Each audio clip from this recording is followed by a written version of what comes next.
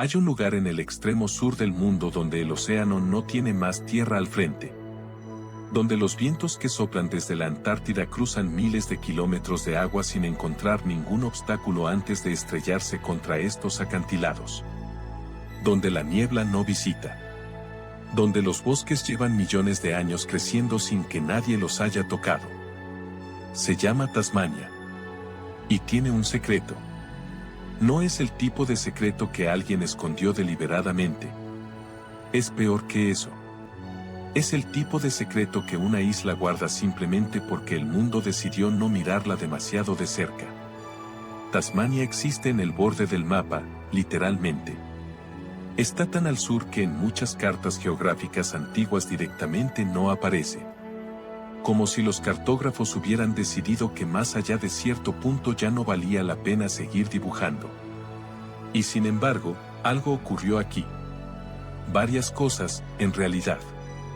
Cosas que la historia oficial prefiere no recordar demasiado. Cosas que la naturaleza lleva haciendo durante millones de años y que no tienen equivalente en ningún otro rincón del planeta. Esto es Tasmania. La isla en el fin del mundo que nadie visita. Y estás a punto de descubrir por qué eso es exactamente lo que la hace imposible de olvidar. Capítulo 1. El lugar que el tiempo olvidó. Para entender Tasmania hay que entender primero algo sobre el tiempo. No el tiempo meteorológico, aunque ese también es peculiar aquí, el tiempo geológico. Los millones de años que hacen que un pedazo de tierra sea lo que es. Hace aproximadamente 40 millones de años, Tasmania se separó del continente australiano. El mar llenó el estrecho de Bass, ese canal de 240 kilómetros de agua que hoy separa la isla del continente, y lo que quedó al sur fue algo diferente. Algo que iba a evolucionar por su cuenta, en su propio ritmo, siguiendo sus propias reglas. El resultado es lo que los científicos llaman un relicto del Gondwana. Un fragmento vivo del supercontinente que existió hace 200 millones de años, antes de que la Tierra se dividiera en los continentes que conocemos hoy. Los bosques de Tasmania no parecen australianos. No parecen de ningún lugar conocido. Los pinos King Valley llevan 2000 años creciendo en el mismo sitio. Los helechos arbóreos alcanzan alturas de 10 metros. Las plantas que cubren el suelo son tan densas y tan antiguas que caminar sobre ellas se siente como caminar sobre algo vivo, como si el suelo entero respirara bajo tus pies.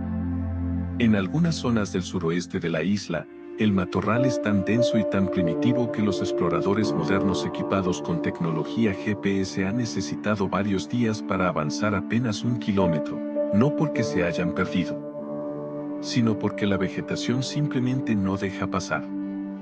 El 30% del territorio de Tasmania son parques nacionales. El 50% son reservas naturales protegidas.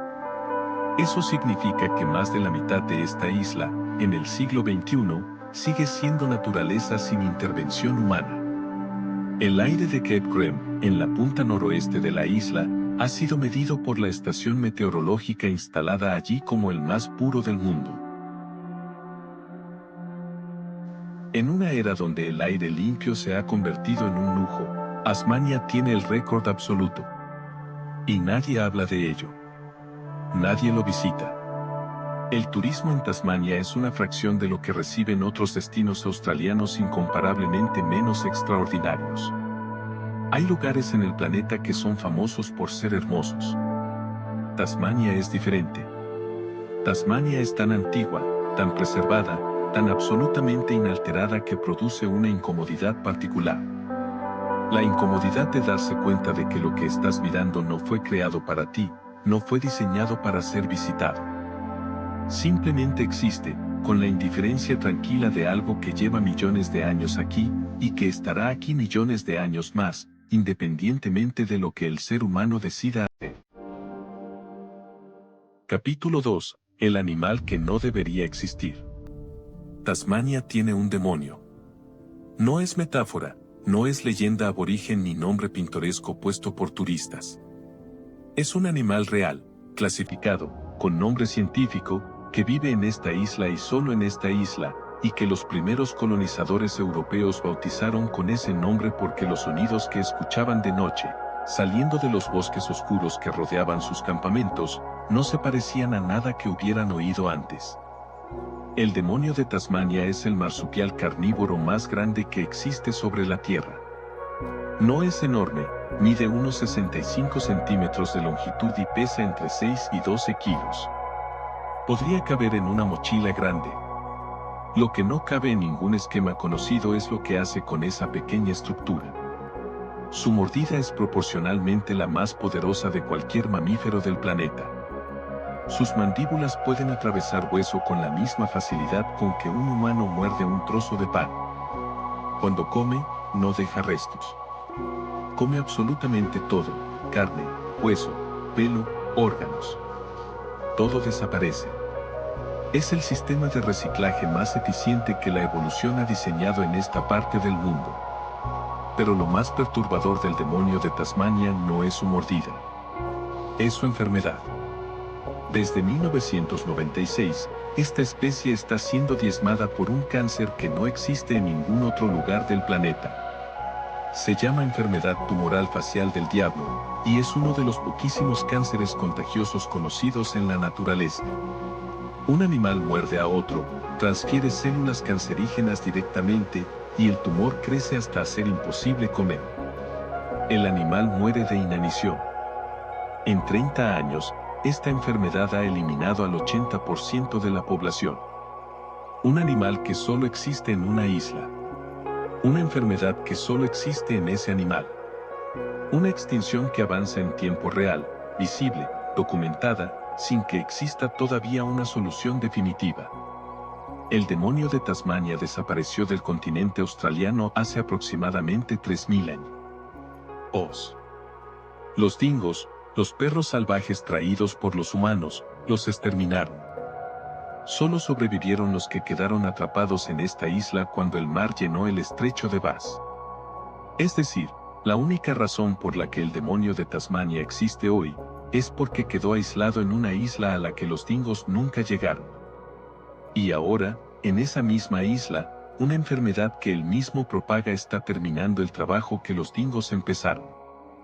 Tasmania no solo guarda animales que no existen en ningún otro lugar. Tasmania guarda extinciones que ocurren en directo. Capítulo 3. El animal que ya no existe. O eso dicen. Existe una grabación de 1933. Dura apenas un minuto. Muestra a un animal en una jaula, caminando de un lado al otro con esa resignación particular de los animales en cautiverio. Ese animal es el tilacino. El tigre de Tasmania. El lobo marsupial. Y esa grabación de 1933 es la última vez que alguien filmó a un ser de esa especie con vida. El tilacino era el depredador más grande de Australia y Tasmania. Parecía un perro mediano, pero con rayas oscuras en la espalda y la grupa que le daban un aspecto irreal, como si alguien hubiera tomado un lobo y lo hubiera pintado a mano con un diseño que ninguna selección natural parecería haber diseñado. Y tenía una característica que no comparte con ningún otro animal conocido: su mandíbula podía abrirse casi 180 grados.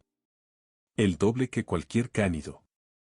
Los colonos británicos lo llamaron demonio. Lo llamaron amenaza. Lo culparon de ataques al ganado que en muchos casos nunca ocurrieron. Pusieron precio a su cabeza. El gobierno tasmano pagó recompensas por cada animal muerto entre 1888 y 1909. En ese periodo, se registraron más de 2000 muertes. El último tilacino salvaje conocido fue cazado en 1930. El último en cautiverio, Benjamin, murió en el zoo de Hobart el 7 de septiembre de 1936, una noche en que las temperaturas bajaron inesperadamente y nadie se acordó de dejarlo entrar a su refugio cubierto. En 1986, la especie fue declarada oficialmente extinta. Y aquí comienza la parte que ningún biólogo quiere discutir en público, pero que tampoco nadie puede descartar completamente. Desde 1936 hasta hoy, se han registrado más de 4000 avistamientos de tilacinos en Tasmania. 4000. Gente que jura haber visto en los bosques del suroeste, en esas zonas donde la vegetación es tan densa que un ejército podría perderse, un animal con rayas que no coincide con ninguna especie conocida. La mayoría de los científicos los descarta. La lógica dice que una especie en una población tan reducida, que ya estaba al borde de la extinción en los años 30, no habría podido recuperarse en secreto durante 90 años. Pero Tasmania tiene el 50% de su territorio sin intervención humana.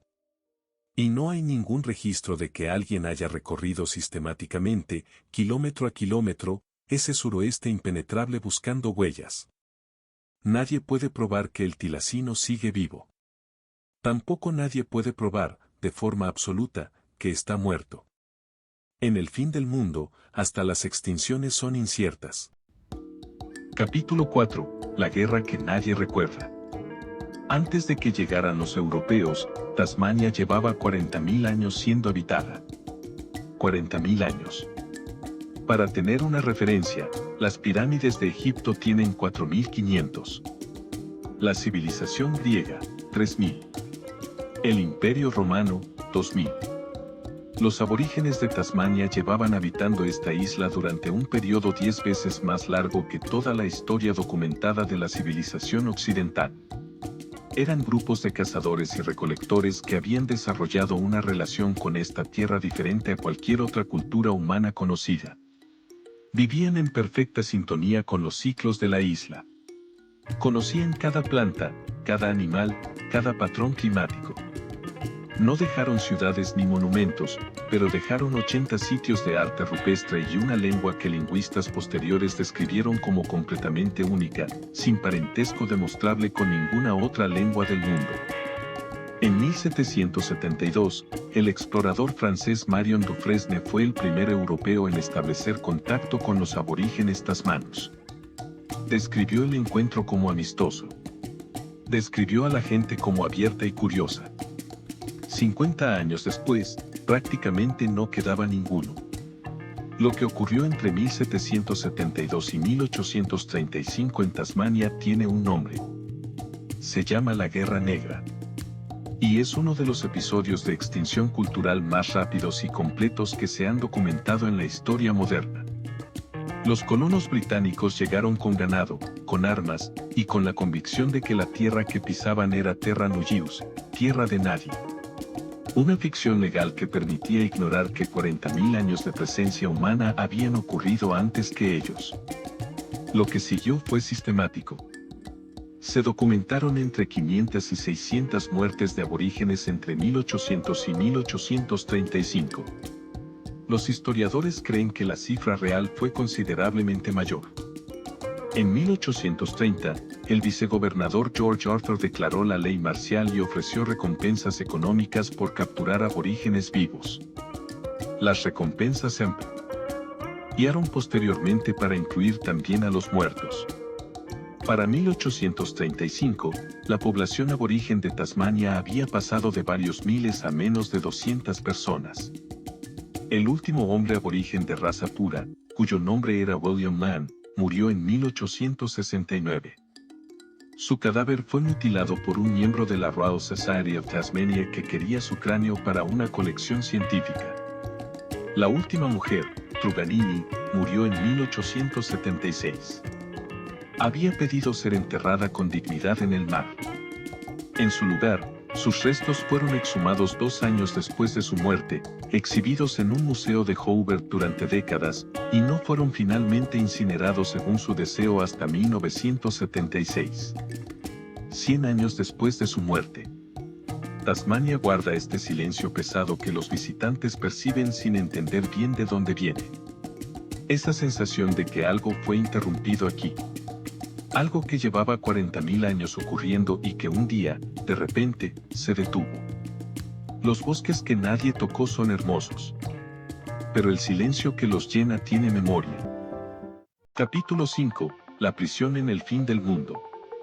Si la Guerra Negra es el secreto que Tasmania guarda sobre lo que les hizo a los que ya estaban aquí, Port Arthur es el secreto sobre lo que les hizo a los que llegaron después. En 1833, Los británicos construyeron en la península de Tasmán, en el extremo sureste de la isla, la colonia penal más temida del imperio. Un lugar diseñado con un objetivo específico, hacer que escapar fuera imposible. La geografía hizo el trabajo. La península de Tasmán está conectada al resto de Tasmania por un istmo de apenas 100 metros de ancho. Los británicos lo llamaron Eagle Hawk Neck. Y allí colocaron una fila ininterrumpida de perros encadenados, lado a lado, y lámparas que iluminaban el agua en ambos flancos durante toda la noche. Nadie cruzó Eagle Hawk Neck sin ser detectado. Nadie que lo intentara por el mar sobrevivió a las corrientes y las temperaturas del océano austral. Port Arthur no era solo una prisión. Era un experimento. El gobernador que lo diseñó, George Arthur, el mismo que había declarado la ley marcial contra los aborígenes, creía que podía reformar criminales mediante el aislamiento total. Los prisioneros más peligrosos eran confinados en silencio absoluto durante meses. Se les prohibía hablar. Se les tapaban los ojos cuando cruzaban el patio para que no pudieran orientarse. Los guardias usaban zapatos de fieltro para que sus pasos no pudieran ser escuchados. El resultado de ese experimento fue, en muchos casos, la locura. El manicomio de Port Arthur, que todavía se puede visitar hoy entre las ruinas, fue construido precisamente porque el régimen de aislamiento producía tantos casos de colapso mental que necesitaban un edificio específico para albergarlos. 12.500 personas pasaron por Port Arthur entre 1833 y 1877. Un tercio eran menores de 18 años. El más joven tenía 9 años, enviado desde Inglaterra por robar un par de zapatos. En 1877, la colonia fue cerrada. Los edificios quedaron en pie, abandonados, con sus historias incrustadas en la piedra. Y en 1996, Port Arthur volvió a las noticias. El mayor tiroteo de la historia de Australia moderna ocurrió allí. 35 muertos. 23 heridos. Una mañana de abril que Australia todavía no ha terminado de procesar. Hay lugares que acumulan peso. Capas de historia que se depositan una sobre otra hasta que el aire mismo parece más denso que en cualquier otro sitio. Port Arthur es uno de esos lugares. Los turistas que lo visitan describen con frecuencia una sensación que no saben bien cómo nombrar. Una pesadez. Una presencia. Como si las paredes recordaran todo lo que ocurrió dentro de ellas y no tuvieran ningún interés en olvidarlo. Capítulo 6. Lo que el viento trae desde el sur. Hay un concepto en meteorología que se llama los rugientes 40. Son los vientos que soplan de forma constante e ininterrumpida entre los 40 y los 50 grados de latitud sur, donde el océano no tiene tierra que los frene durante miles de kilómetros. Tasmania está exactamente en esa banda. En su costa sur, esos vientos llegan directamente desde la Antártida sin haber tocado tierra desde la Patagonia. Son los vientos más constantes y más violentos del planeta. Y golpean estos acantilados con una regularidad que los tasmanos del sur han interiorizado como el fondo sonoro permanente de sus vidas. Los pueblos del sur de Tasmania tienen algo en común con los que viven en otros extremos del mundo, con los islandeses, con los patagónicos, con los noruegos del Ártico. Una relación con la naturaleza que no es de dominio sino de negociación permanente. Un respeto que no es opcional. Aquí las tormentas no son eventos extraordinarios. Son la normalidad. Las olas de 10 metros en la costa sur no son noticias. Son martes. Y sin embargo, la gente vive aquí. Se queda aquí. Hay familias que llevan 4 o 5 generaciones en estos pueblos del sur, mirando el mismo océano, escuchando el mismo viento, viviendo en esa negociación constante con los elementos que sus bisabuelos también tuvieron. Le preguntaron una vez a una mujer que llevaba toda su vida en Southport, en el extremo sur de la isla, por qué no se mudaba a Hobart, la capital, donde las cosas eran más fáciles, más cómodas, más predecibles. Su respuesta fue simple. Aquí sé quién soy. Allá no sabría. Tasmania tiene ese efecto sobre la gente que la habita. No les da comodidad. Les da identidad. Una identidad tallada por el frío, por el aislamiento, por la certeza permanente de que están viviendo en el borde de algo. En el fin del mundo, la gente sabe exactamente dónde está. Capítulo 7. ¿Por qué nadie va? Cada año, Australia recibe millones de turistas internacionales. La Gran Barrera de Coral, el Uluru, la Ópera de Sydney, el Outback. Destinos que el mundo entero reconoce y visita. Tasmania recibe una fracción de ese flujo. Una fracción pequeña. Y la pregunta que surge naturalmente al ver lo que esta isla tiene es, ¿por qué? La respuesta tiene capas. La primera es geográfica. Tasmania no está de paso a ningún otro destino. No se puede incluir de forma casual en un itinerario más amplio. Para llegar a Tasmania hay que querer ir a Tasmania. Esa decisión deliberada que requiere la isla ya filtra a la mayoría de los viajeros que simplemente siguen el flujo del turismo masivo. La segunda es climática. Tasmania tiene fama de ser fría, húmeda e impredecible. Y esa fama no es del todo injusta. El suroeste puede recibir vientos de 100 km por hora en cualquier mes del año. La lluvia no avisa. La niebla aparece y desaparece sin seguir ningún patrón reconocible. Para cierto tipo de viajero, esto es un problema. Para otro, es exactamente el punto. La tercera razón es más difícil de articular. Tasmania tiene una reputación, entre los australianos del continente, de ser un lugar extraño. No extraño en el sentido pintoresco. Extraño en el sentido de que las reglas normales parecen no aplicar del todo. Es un estereotipo injusto y simplificador, pero tiene raíces en algo real. Esta isla tiene una historia demasiado oscura, una naturaleza demasiado antigua, una geografía demasiado extrema para encajar bien en el marketing turístico convencional. No se puede vender Tasmania con las mismas palabras que se vende Queensland o las Islas Whitsunday. No hay palabras suficientemente tranquilizadoras para describir un lugar donde la extinción ocurre en tiempo real, donde los bosques recuerdan los dinosaurios, donde los vientos vienen directamente del Polo Sur y donde las ruinas de una de las prisiones más brutales de la historia del Imperio Británico siguen en pie como recordatorio de lo que los seres humanos son capaces de hacerse unos a otros. Tasmania no te promete que lo pasarás bien. Te promete algo más raro y más valioso, que no serás el mismo cuando salgas de aquí. Y eso, en el mercado del turismo global, no vende tan bien como una playa perfecta. Tasmania tiene 40.000 años de historia humana y millones de años de historia natural. Tiene el aire más puro del mundo y los vientos más violentos. Tiene un animal que solo existe aquí y que se está extinguiendo en tiempo real. Tiene otro que quizás sigue existiendo en los bosques del suroeste y que el mundo dio por muerto hace 90 años. Tiene el peso de un genocidio que el mundo prefiere no recordar. Tiene las ruinas de una prisión diseñada para destruir la mente humana mediante el silencio. Tiene bosques que llevan millones de años creciendo y que probablemente seguirán creciendo millones de años más después de que el turismo, los algoritmos y las guías de viaje hayan dejado de existir. Tasmania es el fin del mundo en el sentido más literal de la expresión. El punto donde la Tierra se acaba y empieza algo que los mapas ya no pueden dibujar. Y quizás eso explica por qué nadie va. Porque el fin del mundo no está en los itinerarios. No está en los paquetes turísticos. No está en las listas de los 10 destinos que ver antes de morir. El fin del mundo está donde siempre estuvo. Esperando. Con sus bosques de 2000 años, sus demonios que aúllan en la noche, sus ruinas que no olvidan y sus vientos que soplan desde la Antártida sin que nada los detenga. La isla en el fin del mundo que nadie visita. Quizás porque para visitarla de verdad habría que estar dispuesto a ver todo lo que contiene.